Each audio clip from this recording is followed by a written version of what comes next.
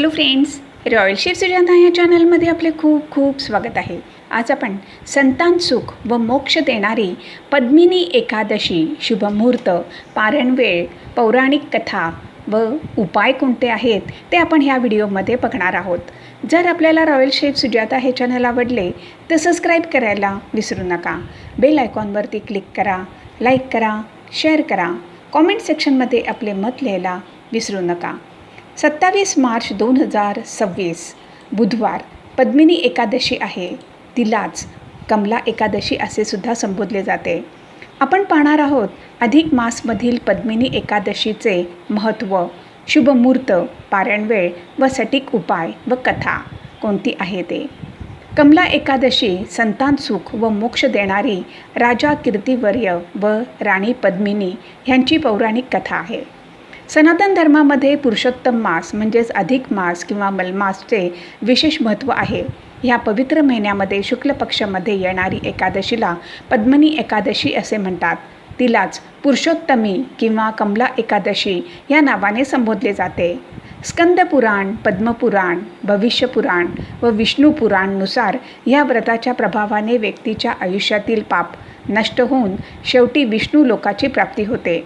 धार्मिक मान्यता अनुसार ह्या व्रतापेक्षा जीवनामध्ये दुसरे कोणते सुद्धा यज्ञ किंवा दुसरे कोणते सुद्धा पुण्य अनुष्ठान नाही.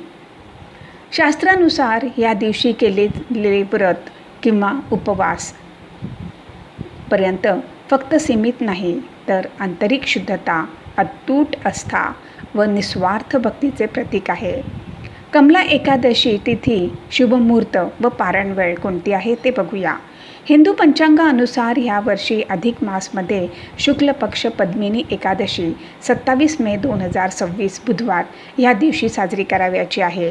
हिंदू धर्मामध्ये उदय तिथी मानली जाते म्हणून भक्त ह्या दिवशी व्रत ठेवतात. पंचांगानुसार मुख्य वेळ कोणती आहे? एकादशी तिथी प्रारंभ 26 मे 2026 मंगळवार सकाळी 5:10 व एकादशी तिथी समाप्ती 27 मे 2026 बुधवार सकाळी 6:21 व्रत म्हणजेच उदय तिथी 27 मे 2026 बुधवार. व्रतप्रारण शुभवेळ 28 मे 2026 गुरुवार सकाळी 5:25 ते 7:56. व्रताचा संपूर्ण लाभ मिळवण्यासाठी पारण नेहमी शुभ वेळेच्या आत केले पाहिजे. पौराणिक कथा कोणती आहे ते बघूया.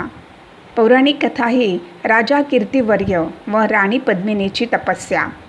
पद्मिनी एकादशीची कथा त्रेतायुगाशी जोडली गेलेली आहे, ज्याचे संक्षिप्त विवरण पुढे दिलेले आहे. संतान सुखापासून वंचित होते राजा कीर्तिवर्य.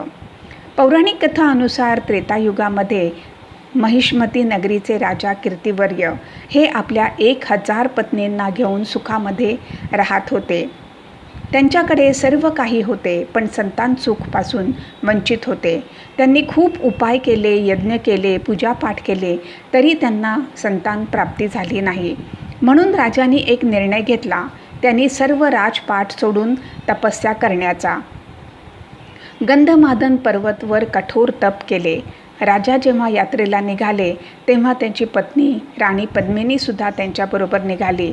त्यांनी गंधमादन पर्वतावरती जाऊन अनेक वर्ष कठोर तपश्चर्या केली. माता अनुसूयाचे मार्गदर्शन व व्रताचे फल. राणी पद्मिनीची अखंड भक्ती व कठीण तप पाहून सती अनुसूया प्रसन्न होऊन तिच्या समोर प्रकट झाली. तेव्हा माता अनुसूयाने राणी पद्मिनीला अधिक मासमध्ये शुक्ल पक्षामध्ये येणाऱ्या एकादशीचे पुत्रप्राप्तीसाठी मनोभावे व्रत करायला सांगितले. माता अनुसूयाच्या निर्देशनानुसार राजा व राणीने पूर्ण श्रद्धा, निष्ठा व विधीपूर्वक एकादशी व्रत केले. व्रताच्या पुण्यप्रभावाने भगवान विष्णू प्रसन्न झाले व त्यांनी राणी पद्मिनीला पुत्रप्राप्तीचा आशीर्वाद दिला व 9 महिन्यानंतर राणी पद्मिनीला महापराक्रमी पुत्र झाला. म्हणून राणीच्या नावावरतीच या एकादशीचे नाव पद्मिनी एकादशी म्हणून पडले.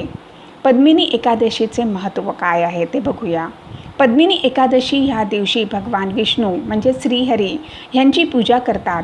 धार्मिक मान्यता अनुसार ह्या दिवशी व्रत केल्याने सर्व पापापासून मुक्ती मिळते. संतान सुख प्राप्त होते व मोक्षप्राप्ती होते.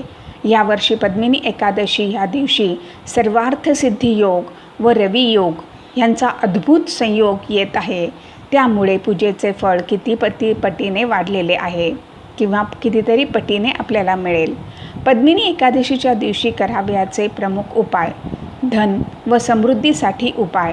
एकादशीच्या दिवशी संध्याकाळी तुळशीच्या रोपाच्या जवळ तुपाचा दिवा लावून विष्णू सहस्त्रनाम म्हणावे. कर्जमुक्तीसाठी एकादशीच्या दिवशी संध्याकाळी भगवान विष्णूंच्या फोटोसमोर 11 तुळशीपत्र अर्पित करून 5 मुखी दिवा लावून ओम नमो भगवते वासुदेवाय या मंत्राचा जाप करा. आवळा स्नान. एकादशीच्या दिवशी स्नान करताना पाण्यामध्ये आवळ्याचा रस घालून स्नान करा. त्याने शारीरिक व मानसिक व वाचिक पापापासून मुक्ती मिळते. तुळशीला प्रदक्षिणा मारा. एकादशीच्या दिवशी तुळशीच्या रोपाला प्रदक्षिणा मारा व शाळीग्राम किंवा भगवान श्रीकृष्ण यांना तुळशीपत्र अर्पित करा. दान. आपल्या ऐपतीप्रमाणे आपण अन्न किंवा वस्त्र दान करा. पण एक गोष्ट लक्षात ठेवा, दुसऱ्याच्या येथे किंवा दुसऱ्यांनी दिलेले अन्न सेवन करू नका. कमला एकादशीच्या दिवशी पाळावयाचे नियम. एकादशीच्या दिवशी तांदूळ म्हणजेच भात सेवन करणे वर्ज्य मानले जाते. व्रत करताना दूध, फळे, साबुदाणा, शेंगदाणे, भगर सेवन करावे. शक्य असेल तर दिवसभर निर्जली उपवास करावा. एकादशीच्या दिवशी सकाळी लवकर उठून स्नान करून पिवळे वस्त्र परिधान करावे. भगवान विष्णू व माता लक्ष्मीची पूजा करावी. पूजेमध्ये पिवळी फुले, तुळशीपत्र, नैवेद्य, धूप, दीप वापरावे व ओम नमो भगवते वासुदेवाय या मंत्राचा जाप करावा. कमला एकादशीची कथा ऐकावी. कमला एकादशीच्या दिवशी कोणाशी वाईट बोलू नये, रागराग करू नये, खोटे बोलू नये, कांदा लसूण सेवन करू नये, तसेच दुपारी झोपू नये. दुसऱ्या दिवशी म्हणजेच द्वादशीच्या दिवशी सूर्योदयानंतर योग्य मुहूर्तावर ती उपवास सोडावा. पारण करताना सर्वप्रथम तुळशीचे पान व तीर्थ सेवन करून मगच अन्नप्राशन करावे.